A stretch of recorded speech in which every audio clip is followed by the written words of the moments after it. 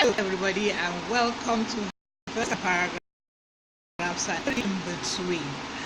I have been having a hilarious morning. Right from when I started posting teasers and the responses that I have been getting. Wallahi, some people have to go and work hard and pay back their parents for the money they used to send them to school. Seriously? I've been putting up some teasers. Some people were actually getting them right. Some people thought that it was an opportunity to display their intelligence, and others just thought it was some jokes, and everybody's making pranks. Well, that's good, the fun. Thank you, Owonara Blessing, for joining our live broadcast. Ruth Afford, thank you for joining our live broadcast today on and paragraphs, and it promises to be very, very interesting and exciting. I'm sure, Ruth, you are wondering all these teasers that I have been posting and people's responses. Honestly, like I said earlier on, some people have to go and work very, very hard and get money and pay their parents back for the money they spent to send them to school. Now, let me tell you exactly why I have been posting all these teasers since morning. Do you know that what is called Nigerian English?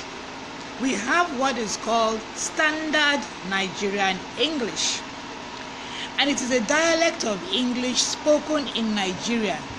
It is based on British English, but in recent years we've had some aspects of American words making their way into Nigerian English. Dr. Raphael James, thank you so much for joining our live broadcast. I'm sure you've been wondering all these teasers I've been posting since morning. And what I just said now is that some people have to work very, very hard to get money and pay back their parents the money they spent on sending them to school. All those posers, all those teasers are parts of Nigerian English. And yes, Nigerian English is accepted. It is known as Nigerian Standard English, and it is a dialect of British English. But over the years, or rather in recent years, some aspects of American English have found their way into Nigerian English. Efezino Tovo, my cousin, is watching all the way from Abuja. Good to have you on the show. Welcome to our live broadcast. Today we are talking about Standard Nigerian English. And additionally, we have got some new words and collocations which have emerged from the language to express certain needs which are specific to the culture of our nation. For instance, when you say senior wife, where is it found? Anywhere else except in Nigeria. So, whereas Nigerian pidgin is mostly used in informal conversations, the Nigerian Standard English is used in politics, formal education, the media, and other official uses. That we use them does not mean that they are actually accepted elsewhere in the world. They are accepted in Nigeria, but they are not accepted elsewhere in the world. And there are three basic subsets of innovations that have occurred as a result of the nativization of English in Nigeria. Each country nativizes English to suit their purposes. In Nigerian English, we have loan words, we have coinages, and then semantic shifts. Now, you know what a loan word is? A loan word is a word, it is defined by the Oxford Dictionary as a word adapted from a foreign language with little or no modification. Judith Orogun, thank you so much for joining our broadcast. Good morning to you in Ontario, Canada, and good afternoon from us here in Lagos, Nigeria. Thank you so much for joining our live broadcast. Today we are talking Standard Nigerian English. I know we've been seeing all the posers and the teasers have been posting on my feed on Facebook since morning, and the responses have been absolutely hilarious. And my conclusion, some people have to work very, very hard to get money to pay back their parents for sending them to school. Anyhow, we're talking about loan words in Nigerian English. Some of these loan words are words that are foreign, but in this case they are foreign to English, but in this case they're accepted in Nigeria. For instance, some of the loan words we have in Nigeria, we have like agbada. Agbada is actually used. We all know what agbada is, the long dress that the head people wear. Ibariga, Akpu, Banga, Egusi, Dako, Okada. These are all loan words that have found their way into Nigerian English. Jose Adams, shout out to you. Thank you for joining our live broadcast. I are watching all the way from Abuja. I don't know whether you're in Abuja or in Thank you for joining the live broadcast. And then, in Nigerian English, I just said we have basic subsets in Nigerian English, the loan words, we have coinages and a semantic shift. Now, some of these coinages usually have a unique cultural meaning. As I said, what is long leg? Long leg is not found anywhere else in this world except in Nigeria. Even in Ghana, which is across, I think Ghana may borrow it from us in Nigeria, but it is a coinage that has been adapted to suit a peculiar circumstance. So when you talk about, somebody actually gave a very good definition of long leg, because I had put up there what is the meaning of long leg in Palace. And of course, my brother, Dr. Raphael James, my brother said that long leg is like his own long leg. Hello, Oluwafunto, watching all the way from France. Thank you so much for joining the live broadcast. Yes, I'm so happy to have you here today. I don't know whether you've been seeing. Yes, of course, yes. I saw that you also made some responses. Now, long leg. Somebody gave a very good definition of long leg. It's connection. It is only peculiar to the Nigerian circumstance. And these are coinages which have found their way into the Nigerian English and which have become accepted. My sister Eloho, that is my sister, or my sister, my blood sister Eloho Efemwa, is watching from Edinburgh. Thank you for joining our live broadcast. You are always my greatest shade. I see my mama, not only because my mama born. Me number one, Eloho na number 2. That is Nigerian Pidgin English. Hello. So we're talking standard Nigerian English today, and the fact that it is a dialect of British English. Nigerian Standard English is a dialect of British English, and over in recent years, some aspects of the American English have found their way into our language. Beyond that, we have loan words, coinages, and a semantic shift. Some of the loan words are those words that are from our native language, which have found their way into English. And I mentioned some, agbada, baringa. You will see that even in the media, when they are even writing, they make use of them, and it is accepted because Nigerian English is peculiar to us. Akara. Said I had my breakfast was akara and akamu this morning, and it's accepted. You're talking about the danfo. Can you imagine the danfo driver almost ran over everybody? If in Nigeria, talking about danfo, anyone understands what a danfo is. Now we're talking about coinages, and coinages, they usually have a unique cultural meaning. That's the first one, long leg. Long leg, like my friend Rahim Ebonu said, is when we're talking about connections in high places. Connections in high places. That person has got long leg. It could be used in plain English, it could be used in English, but it's understood. Then free and fair. What's free and fair? Usually it's used in elections, free and fair. And that one is the no-go area. Once you say that one in Nigerian parlance, you understand. Then man of timber and caliber. These are coinages which have a unique cultural meaning in the Nigerian context. Then bottom power. I don't know whether bottom power is used anywhere else in the world except Nigeria. You know, we are a peculiar people. Bottom power, everybody knows what bottom power is. It's usually referred to women who use endowment to get things, maybe from people who are in power or in high place. Say she used bottom power to get where she is today. Then there's a money bag by a rich man. In fact, there's another one that I think, where did I learn? I think I learned that one from my sister Elo. Say chop, is it chop? No, is it chop money? There are some of these coinages that have found their way in English language, which have become acceptable, and they have a unique cultural meaning. Then you say a political juggernaut. It's only Nigerians. We are the only ones who can coin up those. When you say someone is a political juggernaut, I'm sure they're talking about somebody who is politically very good. Then we have come of age, political bride. I'm talking about political bride. It's only in Nigeria you have the coinages. And then accord, concordia.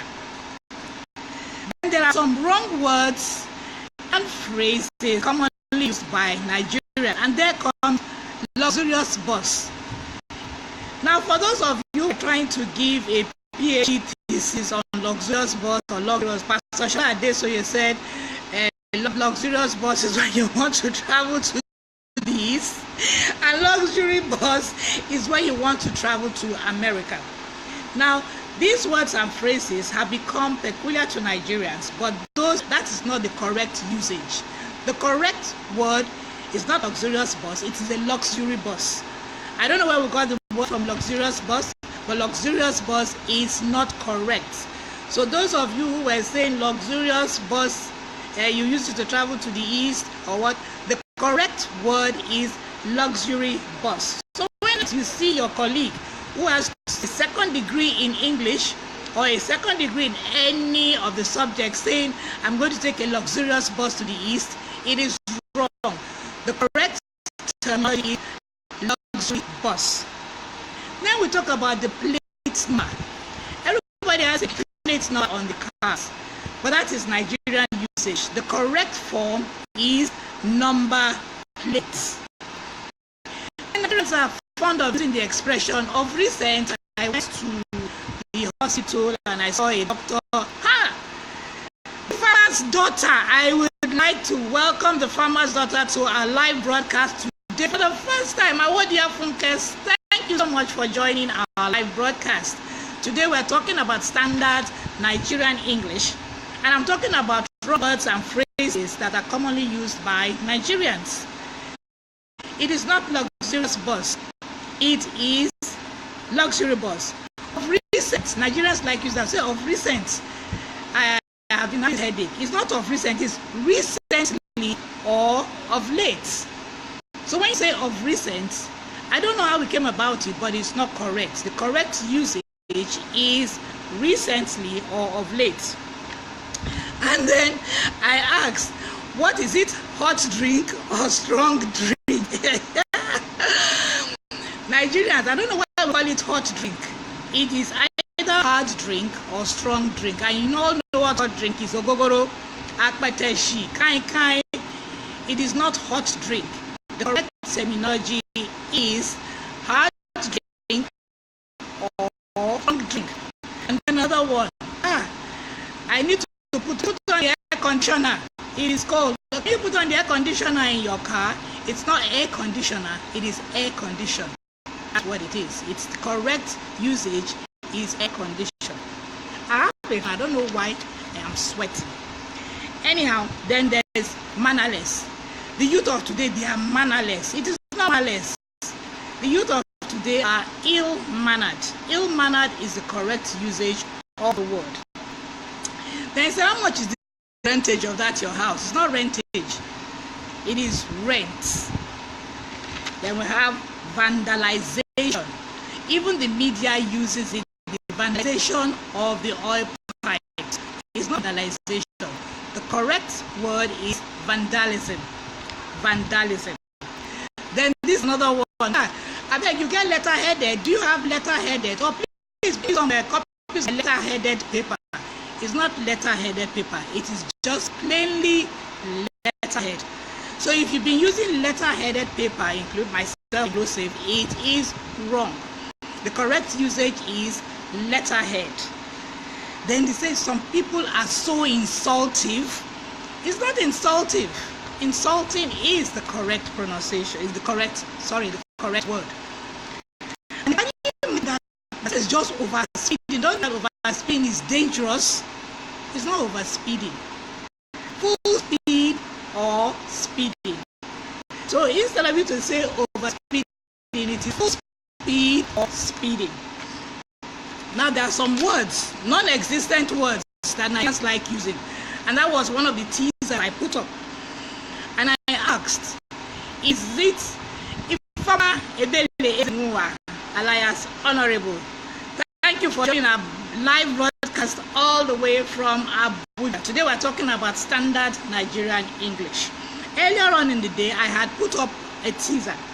I said, is it complimentary card or business card? And so many people went on and said, you know the meaning of complimentary? Complimentary is free. So if you say you have a complimentary card, that means you have a free card. The correct terminology is business card. So if you use a complimentary card, I think maybe I must have used complimentary card myself too.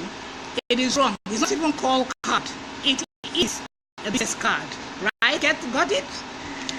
And then, these are terminologies that Nigerians use, and they are non-existent in any English dictionary. If you like, go and put complimentary card in an English dictionary, you will not find it there. It is business card. Then, I want to talk about upliftment. We use it to mean improvement, invented as a forward formation from lift. In standard English, uplift is both a verb and a noun. Nigerians will say, my foundation will ensure the moral upliftment of the society. There's no word as upliftment. It should actually be, my foundation will ensure the moral uplift of the society. Oluwafunto is watching from France, says, I've been misusing these English words, myself inclusive. I didn't even know until I went online today.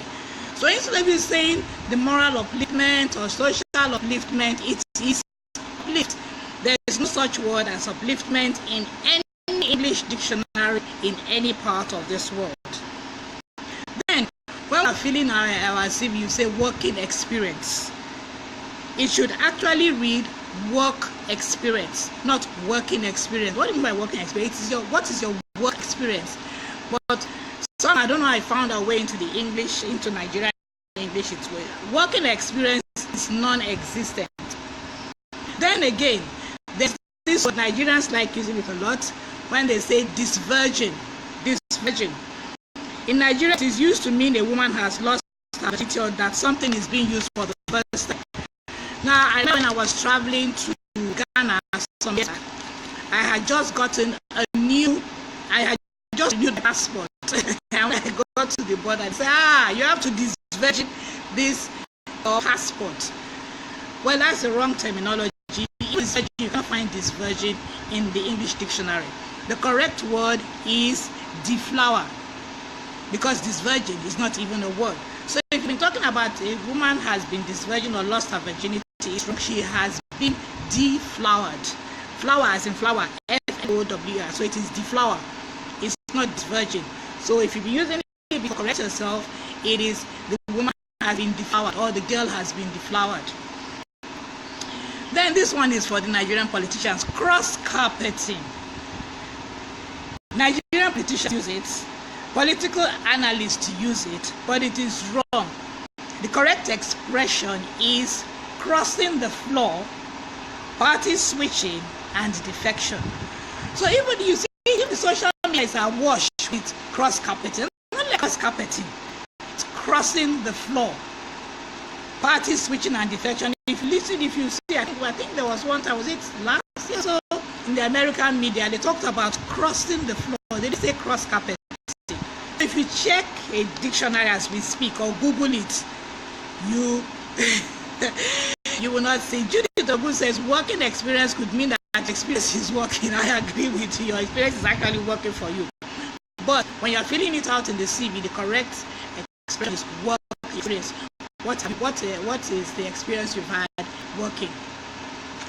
Then this one, I have used it myself too. Yesteryears.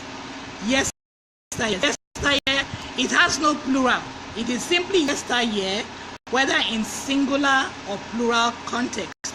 I have used the songs of yesteryears, evergreen yesteryears. Then this one again, Nigerians like using it, plumpy. Plumpy, when they say somebody is a woman, yeah, that woman is very plumpy. There is no such word as plumpy. The correct expression is plump. And probably that is a combination of the words plump and chubby. So if you have been described as, oh, that plumpy woman, yeah, that plumpy woman, she's fair, she's plump. No, it's wrong. She's plump. She's either plump or she's chubby. Then instrumentally. Instrumentally is a favorite of many Nigerians. Instrumentally. The correct usage is in installments or by installments. This one, okay, yes. Now I know now, Judith. I knew it was on a lighter note. Now this one is so popular among, like, say, on the lights, off the lights. The preferred alternatives in standard English are put on the lights, switch off, or switch on the lights. You will hear people with 3 degrees say, I beg, please, can you on the lights or off the lights? No, you don't on the light or off the light. You either put on the light or you switch off or you switch on the lights. Then this again is another popular one, wake keeping. Wake keeping. Thank you, Ruth. Ruth at first says she's learning. I'm also learning myself too. The correct word is just wake. Both wake keeping and wake keep are both ungrammatical. So all these things I tell you, if you doubt it, as we are speaking, everybody has got their phone. Just Google it and see whether you'll come up with that expression. Then we have the most popular mangled expressions in the Nigerian language, the idiomatic expression. That's what I said. Be rest assured. Is it be rest assured or rest assured? Native English speakers don't use it. The correct usage is rest assured. So somebody said that be rest assured is when you want to use it for emphasis. No, it is not for emphasis. Be rest assured is a Nigerian usage. The correct form is rest assured. The phrase means something like don't worry. Okay, I'll give you an example. Rest assured, we will not stop until we have recovered every single one of the hostages. Yes, luxury bus, not this flower root, deflower. D-E-F-L-O-E-E-R, deflower. Then this is another one again that Nigerians actually make. We use it a lot. I appreciate. The correct form is I appreciate it. And that is the alternative expression for thank you. If you just keep on saying I appreciate without adding it, it means that you are just showing appreciation but for nothing in particular. So it is not I appreciate. I appreciate means thank you. What are you appreciating? So I appreciate it. I appreciate this. I appreciate that. That is the correct usage.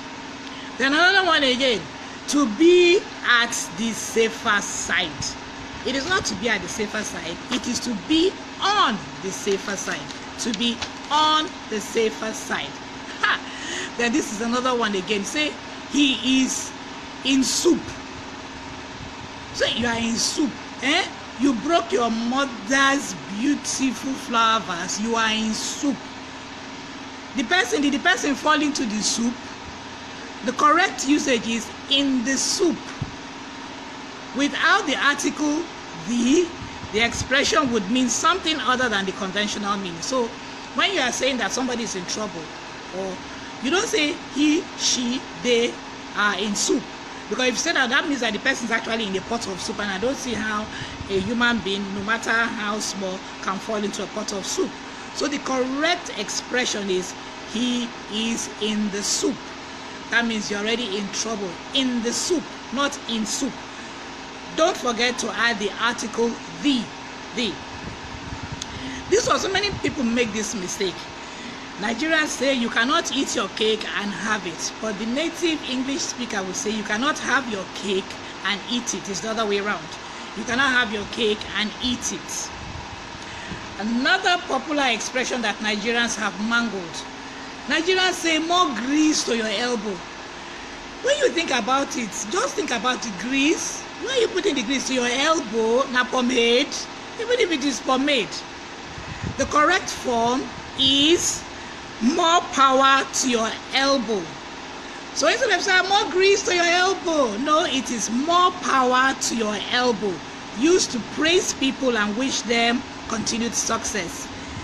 If Mama says, "Chai, Auntie Mena, English hard though," it is very hard. And because it is a living language, it changes every day. But why we have these expressions is because of our unique cultural ways, and then because of our. Well, I'm coming to so that you see that it is what we say in our own local language that we have translated into English. Then we have in affirmative. In affirmative, it's not in affirmative. The definite article has to be an integral part of this one. Yeah, deflower.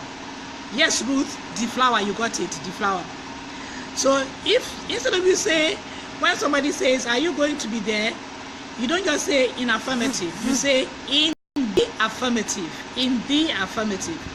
And that signifies a yes reply. In the affirmative, yes, I responded. You won't say I responded in affirmative. I responded in the affirmative. Benefit of doubt. I use that one myself too a lot. Many of us use it without realizing that it is a mangled expression. So it is the benefit of the doubt. Not just benefit, the benefit of the doubt. So give that person the benefit of the doubt.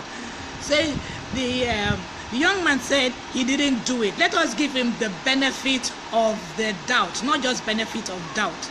Oluwafunto, yes, it is a complicated language. And because we just were easygoing people, just like to say things that so that is why when Nigerians are speaking and we're possibly speaking Nigerian English, the native English speaker is looking at you and wondering, what are you talking about? For instance, if you say that person is in soup, the native English speaker will think that somebody has actually fallen into a pot of soup. So it's good that if we want to have interactions with people either in the Americas or in Britain, Europe, or wherever, we should try our best to get it correct, so that when we're speaking, you tell somebody, "Oh, I have my master's degree in English language." Like me, I say I have my master's, and I'm talking, say more grease to your elbow. And native English speaker will be wondering what she's talking about. She has 2 degrees in the English language, and she say more grease to your elbow. So it's good. Then you see, you have again, you bite more than you can chew. Most of us use that one. No, the benefit of the doubt. Oluwafunto, it is the benefit of the doubt, not just benefit. The benefit of the doubt. I'm talking about bite more than you can chew. You always know when you say that somebody has bitten more, the correct expression is bite off more than you can chew. So that person has bitten off more than they can chew. So remember to put off. Bite off more than you can chew. Bite off more than you can chew means taking a challenge that is far greater than one's capabilities. It is the benefit of the doubt. The benefit of the doubt. Then this is one that, of course, we all make a joke of this one. When people say, "It doesn't worth it." But I don't think that many educated people use that one. It doesn't worth it, because actually it is not worth it. Not that it doesn't worth it, it's not worth it. Then another one again, which so many of us, we don't even actually say it's one hell of trouble. That one is in one hell of trouble. No, it's not one hell. It's one hell of a trouble. You have, that's why you have that expression, the hell of a trouble, a hell of a trouble. So it is a hell of a trouble to describe someone as troublesome. He is one hell of a lot of trouble. Oluwafunto, the benefit of the doubt. You haven't corrected it yet. The benefit of the doubt. Then here are some more words which Nigerians use which do not exist in the English dictionary. Go slow. How many of us use go slow? The go slow plenty. Even in English, say, where are you? I'm inside this go slow. There is this go slow on top of the marina, on top of Eco Bridge. There is this go slow at that roundabout.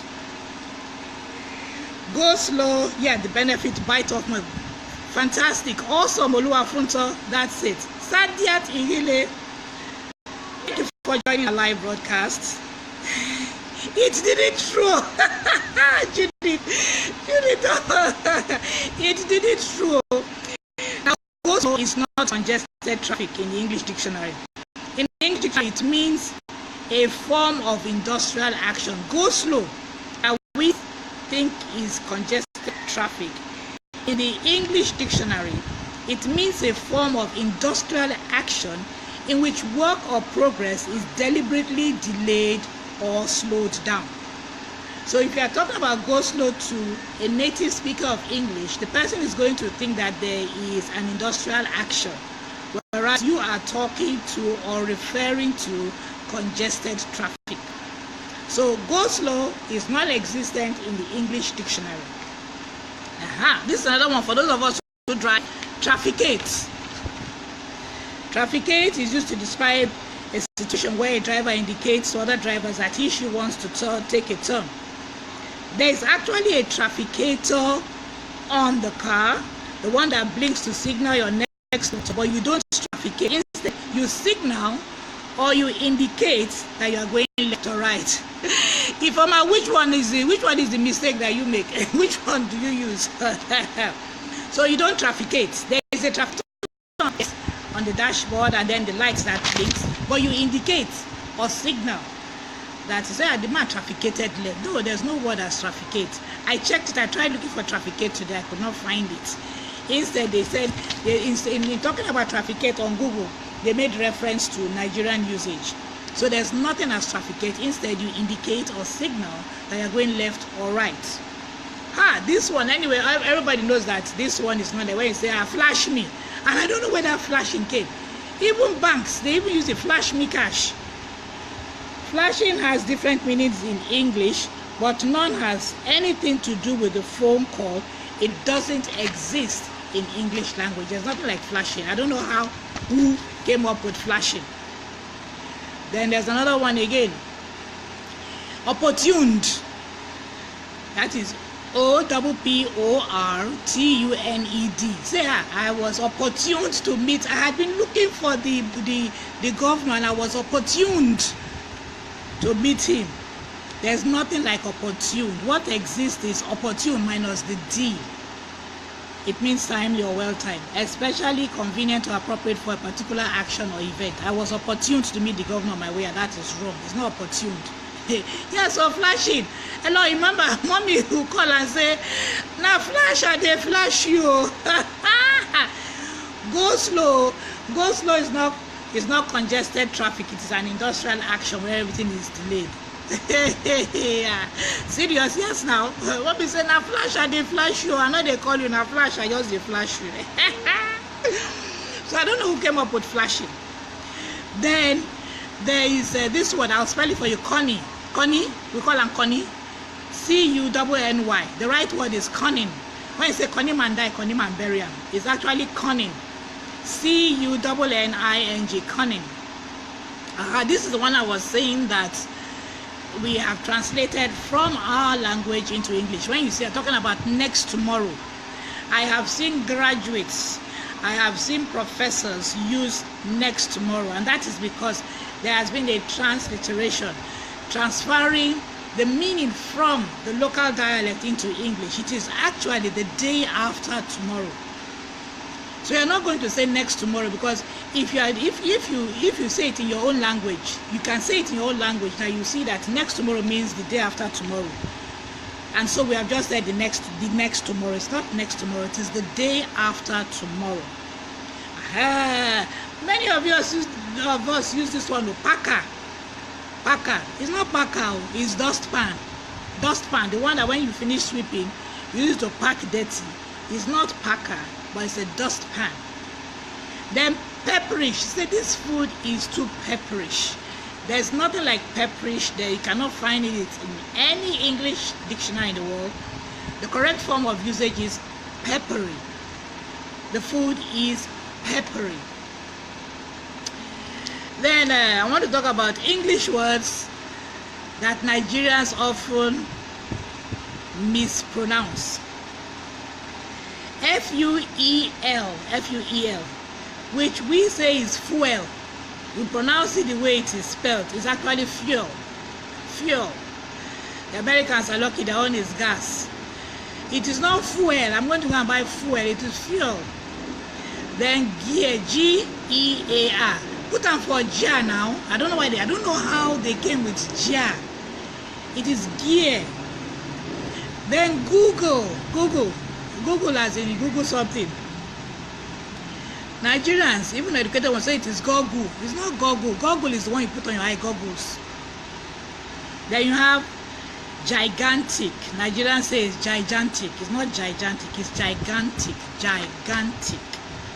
Then amoeba, that thing that we talked about. Informa, it is not paka, oh. It is dustpan. Informa says, na paka, that's not paka. I know that it packs the dirt. But even though it packs the dirt, it's not a packer, it is a dustpan. It's a dustpan. Nigerians, it has become accepted. It's not. So don't go and start telling your British friends that, please, can you pass me the packer? They'll be wondering what's the packer. It's dustpan. Then amoeba. Nigerians, that thing that we talk about Zimbabwe. Amoeba. Nigerians say na amoeba. So I say amoeba.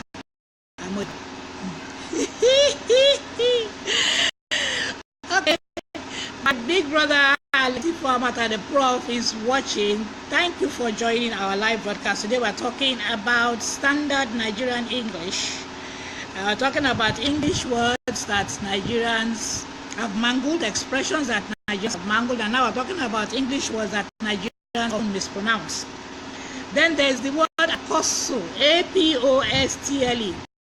Nigerians say it is apostle. Apostle Emmanuel said that we should come for prayer. There's not an apostle, it's apostle. The T is silent. Then attorney. Nigerians say Anthony. Attorney as in a lawyer. Then there's this one. It is popular because many Nigerian children do it. B-A-L-L-E-T. It is ballet, not bites. Then you have bomb. It's not bomb. The second B is silent, like the word death. Yes, so English is a wow. Informa and hello, it is not Pakao, it is dustpan. Hello, you were there for Edinburgh. Don't go tell people say, I want to buy Paka. It's not me, hello. It is a dustpan. Then there's the hyperbole and simile. Nigerians say simile na smile. It's not smile, it's simile. Then epitome. That's the correct form. Epitome. Then issues. Nigerians say na issues. Plumber. It's not plumber. The B is silent. And then ritual. Some people say na ritual. Oh, I still have some more words here. Ritual. It's not ritual, it's ritual. Then stipend.